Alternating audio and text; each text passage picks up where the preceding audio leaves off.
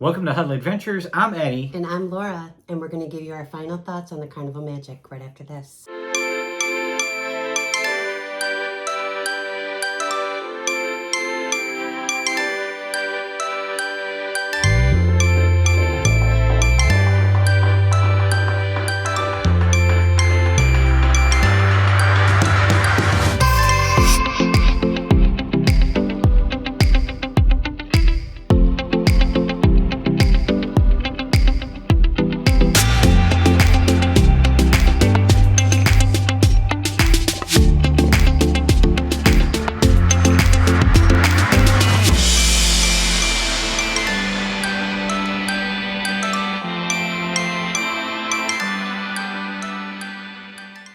All right, so this is our second cruise on the Carnival Magic. Our first cruise with Carnival, the first cruise ever with Carnival, was on the Magic on August 26, 2021.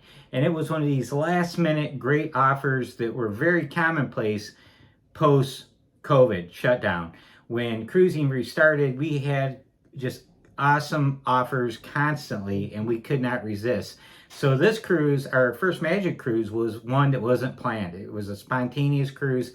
We went on it and we were overwhelmed because it was our first time with Carnival and we only had 4 days, but we loved the ship, we loved the cruise. So getting to go back on the Carnival Magic for a 7-day cruise was really nice. We really had more time, and all it really did was confirm our initial impressions that we really love the ship. It's not too small, it's not too big. The big selling point for Laura and I is the fact that Ocean Plaza and the Alchemy Bar are right there with the Red Frog Pub right around the corner from the Alchemy Bar. It's really nice if you enjoy live music and you enjoy the Alchemy Bar, which we both do. And so that was one of the biggest things we liked about it. And again, it doesn't feel real crowded. We mentioned that in our vlogs, that even though we were above full capacity, it never felt really super crowded with the exception of breakfast. So with that, it was a real nice cruise. Carson said he loved the classic design element of the Magic. Peyton loved everything about the Magic. The only thing they were not as impressed with was the water slides. Their first cruise was on the Carnival Sunshine back in March, and the water slides are a little bigger, a little faster on the Sunshine, believe it or not. But that wasn't a criticism, that was just them, noticing a difference. But with that said, they both said they loved the crew and the service, the food, and it was great. So the cruise itself, we had a really great time. We spent a lot of time on the Lido deck, by the pool area. Our agenda was to spend the first 2 days on the ship, just enjoying the ship itself, and then to spend one evening and one full day in Bermuda, and then the last day we wanted to hang out on the ship and enjoy it while the other passengers were off. We knew that this cruise, that there would be a lot more people on the ship than the previous cruises, because really cruising's back. So we were prepared, we packed our patience, and we were ready for it to be crowded. But truth of the matter is, other than what Eddie mentioned, other than breakfast, we really never had any issues with the ship being overcrowded in any way. Breakfast was a challenge. There was some kind of technological issues with the hub. When you went to check in for breakfast, it seemed like everybody was getting table 600s ready. So they had to fix that by, as you walked up and said your table was ready, they would have to, log in your cabin number and assign you a seat. It wasn't really that big of a deal, but it did cause a little overcrowding of the dining room, and which slowed down the meal service for C-Day brunch quite a bit for one day. But again, we had already packed our patience, so we were ready for a little bit longer meals. But other than that, the staff was amazing. The entertainment on the ship was really good. We had a great time. We were out till 1:30, almost 2 o'clock in the morning. The food was all good. Really, I'm not that picky either as Eddie, so we really don't have much issues with that. But the Magic stood up to what we remembered. We really enjoyed it, and we can't wait to sail on her again.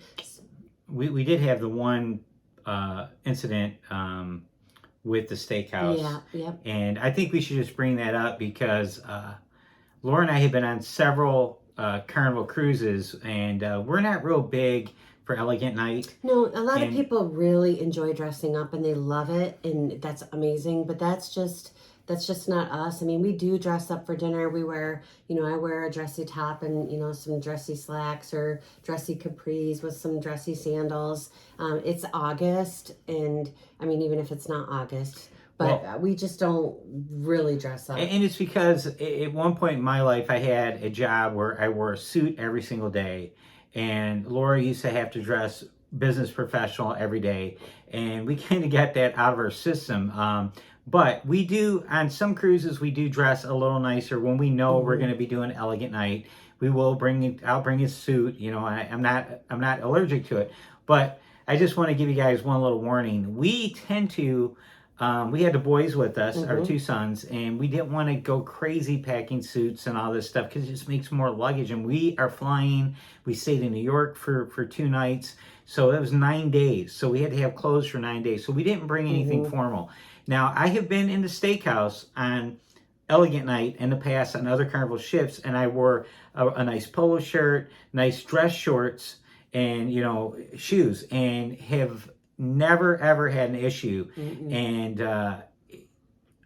we thought no big deal, we're gonna do the same thing on the Magic. So when we went to the steakhouse, they looked at me and my 2 sons, who again, we were dressed nice. We had real nice tropical print shirts. We looked like we were going to church. Yeah, we did. We had our dress shorts on, and the maitre d' denied us service. And we talked to the hotel director and remedied this situation. Well, I'd asked the hotel director to meet us there so he could look at what we're wearing and to determine whether or not we were not dressed nice enough for the steakhouse, and he was bewildered.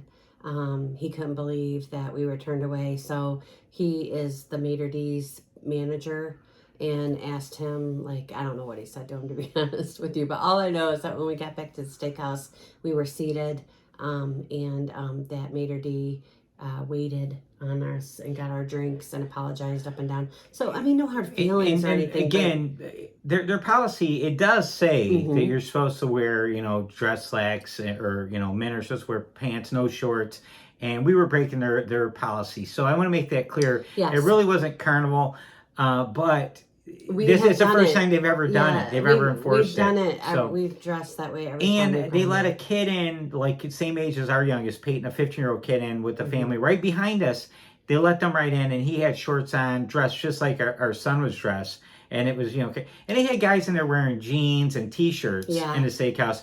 And, even though we didn't have, we had shorts on, but we weren't wearing, gym shorts. We were wearing dress shorts. We looked like we were going to a real nice golf course or something. We were dressed nice, but we didn't have the long pants on. But it was August. But again, now the only reason I'm bringing this up is not to complain about Carnival. I'm just telling you, take pants. Yep. Take pants. Just take pants. Because we would have been in a bind had we not already talked to the hotel manager and was able to, reach out to him and just say, hey, what are we going to do now? Because we didn't have reservations for anything. Yeah. And we would have had to go eat at and the we couldn't eat. And we would never go into the main dining room on elegant night dressed with shorts on. So that's, again, we were kind of, stretching the boundaries on that. And that's what happened. So I just want to bring that up. Yep. Next, vlogging. Yep. All right. As far as our Carnival...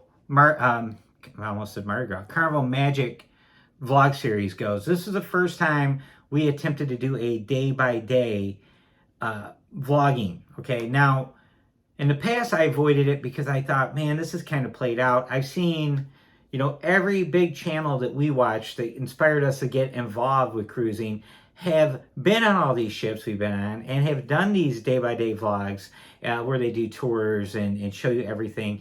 And our style prior to this was more like if there was something that we thought was interesting or funny, a lot of times funny, we would share it. Anything that looked cool, anything neat, we would share. And so this time we just said, hey, we're going to bite the bullet, and we are going to vlog day by day. Well, also our subscribers want to know what we do all day while we're on the ship and, while we're at different ports. So it was kind of asked of us to, show more of our day. So. And that's why I broke down and said, okay, I'm going to do it. So we did well on day 1 through 4, but the itinerary changed. The first night in Bermuda, we were going to do Harbor Nights. Harbor Nights starts at, I believe, 6 p.m. And I think it's from July to the end of August or something like that. 7 to 11 p.m. Okay. And I believe it's May through September every Wednesday night. And our plan was, well, we didn't want to burn ourselves out running around Bermuda that day. So we thought we'll get off the ship after dinner. We had 6 o'clock early dining, and then we'll go to Harbor Nights and we'll get a ton of great footage and it'll be great. Well, the power went out in Bermuda. So with the power out, that took that away. So that was kind of a shock to us. It was like, oh man. So that was a great vlogging opportunity lost. But we adjusted, did the best we could with it. Now, the odd thing about sailing to Bermuda is you're only at one place, right? You leave the port and you go out to sea, 13 miles out to sea. They turn the casinos on at one night and then you come back in the morning. But for the 3 days, you are essentially on the daylight hours. You are in Bermuda. And so we did the tour, day 2 in Bermuda, and we knew we were going to do that. We had that booked ahead of time, and it went really well. We had really good footage and did a really nice job. So after all that, we got down to day 5, 6, and 7. Day 5, man, we burned ourselves pretty hard on day 4. That was the day we did our Bermuda tour. We were really active. We did a lot of stuff with the boys. The 5-hour tour of Bermuda was really cool. We climbed to the top of a big lighthouse, got all that footage. It was hot, and we really did a lot. And then we got on the ship, and we did a lot on the ship. We did 2 comedy shows. We did drinks and music and dinner and all that late night drinks and dinner. Yeah, we did it all. It was a busy day. So we decided on day 5 we'd recover, and really day 6 was kind of redundant, and day 7 was a little redundant. So we decided to combine day 5, 6, and 7. And I just wanted to explain that to you here for those of you that are curious how that happened. I just didn't want to do, 5, 6 minute long vlogs. I thought I would just do one like 18, 19 minute vlog. So that's what I did. Now, just so you know, unrelated to this cruise, our next cruise is in 4 weeks, and we will be going on the Carnival Dream, and it's going to be an 8-day cruise of 4 ports, 4 different places we're going to be going, and it's just going to be Laura and I. Because another part of the magic was we had our sons with us, and we wanted to do some family time, so that kind of, I stopped vlogging at times because I just wanted to concentrate on spending time with the boys, and so it was great. I could have showed you, what did they spend? $600 in the arcade. They cleaned out the plushy crane game. They cleaned that thing out. They cleaned the ducks out. I was thinking, man, my 15-year-old would be great in the casino on that cash crane game. He would make us rich, but he can't because he's only 15. Right. But with that, on the Dream, you're going to see the complete day by day. It's going to be longer vlogs, and we have the magic was a good start to springboard us into our next one. We're going to do much thorough, more detailed job with the Dream, because guess what? After the Dream, we have the Celebration U.S. Inaugural Cruise, and then the Vlogger Extravaganza in January. So we want to make sure our chops are really good by the time we get to the Celebration and the Vloggers. So with that. Yeah, I wanted to talk a little bit about Bermuda itself. It was absolutely beautiful. We loved it. We had a really good time. That tour that we took, it was called Bermudaful, and we booked it off of Viator. Highly recommend it. It was 5 hours long, but he took you everywhere you needed to see, all the major points. We had time to walk around. You could do shopping if you wanted to. We had lunch, there. We got to have the rum swizzle and the King's fish sandwich that was so popular that everybody always talks about. Now, what was on that sandwich? It was on raisin toast. It was the fish, the coleslaw, the tartar sauce. I think that's it, but it was on raisin toast. Yeah, I think was there something spicy? I can't remember, but I can't remember either. It was very good. It was good, yeah. So we had a really nice day. Then, you know, we didn't get to go to Bermuda nights, but Harbor nights, yeah. But we'll do that next time. So we had a really great time. We had an amazing time. We got to take our time there, and you really didn't even have to get back on the ship. You could, you know, if you wanted to. I don't know why you would do that when you spent money for the cruise, but you could stay in a hotel if you wanted to, and just come back the next day. But we had a really good time, and I highly recommend Bermuda. It was very beautiful, worth going to. Yeah, we learned some stuff from the tour. The tour was great, and our driver gave us a lot of inside scoop on how things have gone in Bermuda and how they have evolved from a tourist-only economy to an economy that is based on the insurance and reinsurance business. And it was really interesting to hear it from a person who lived there his whole life. He went to a 2-year community college there in Bermuda, and then went to the States to finish his degree during the 80s. And when he came back, so much had changed. And that is how Bermuda became such a wealthy nation, is the insurance companies. They recruited those insurance companies there and took the focus off of tourism. And an interesting thing, and I mentioned it on a vlog, that our tour driver, Bootsy Bebe, was going to fill us in on the scoop on what the real story was with Hamilton and why the cruise ships no longer sail right into Hamilton. Now, if you've ever been to Bermuda or have not been to Bermuda, the main strip there in Hamilton is right on the water, and that's where their major cruise port is, where everything in Bermuda is imported in. They have no exports at all. Everything's imported in. They got this huge dock where everything comes in. Well, right next to that's a huge dock, and that's where the cruise ships used to stop. In the 90s, they stopped going there, but they would pull right up. You would walk off a real short plank and be right there on the street with all of the shops and restaurants and everything. And it was a big moneymaker for Hamilton. Well, what our driver told us, he says, I'll wait till we're driving out of Hamilton before I tell you. He told us that Hamilton is self-governed, okay? So they don't pay taxes to Bermuda. They do their own services, city services, everything, all their government services are provided within the city, okay? So what happened was, Bermuda, the government of Bermuda started doing tourism ads again in the 90s. And they're spending all this money trying to bring the cruise ships back into Bermuda. Now, Hamilton was collecting all the port taxes from the cruise lines. And the Bermuda government said, hey, we want to take a cut of that because we're spending all the money to get them here. You guys aren't spending any money to get them here. Well, Hamilton said, no, we're not sharing any money with you. So the Bermuda government shut them down. They won't let the cruise lines go there anymore. So it's kind of a bad thing for us as cruisers, because it would be a lot nicer to sail right in there. But now you go to the military dock, or the naval dock, I should call it. King's Wharf is where you come in. King's Wharf Landing, I believe it's called. And when you get there, there's really nothing there. There's really nothing there. There's minibuses, buses, taxis all lined up, waiting for all the people to get off the cruise ship, because they're going to be taking one of those to get to Hamilton and was the other place, St. George's.